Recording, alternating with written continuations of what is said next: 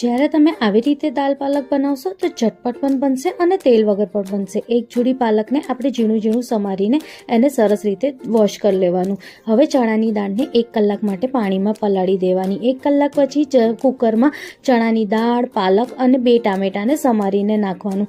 હવે મીઠું સ્વાદ મુજબ નાખવાનું. 1 ચમચી જેટલું લાલ મિર્ચ પાવડર, 1 ચમચી જેટલું ધનિયા પાવડર અને અડધી ચમચી જેટલું હલ્દી પાવડર.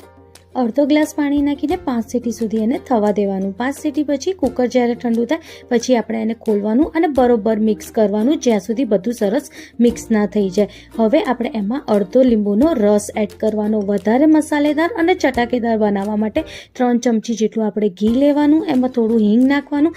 7 થી 8 કળી લસણના અને 2 લાલ મરચાં નાખવાના અને બરોબર એને વઘાર થવા દેવાનું. વઘાર થઈ જાય પછી આપણે દાળ પાલકની ઉપર નાખવાનું અને રેડી છે આપણું લસણવાળી દાળ પાલક. આ દાળ પાલક ખાવામાં બહુ જ ટેસ્ટી લાગે છે. એકવાર જરૂરથી ટ્રાય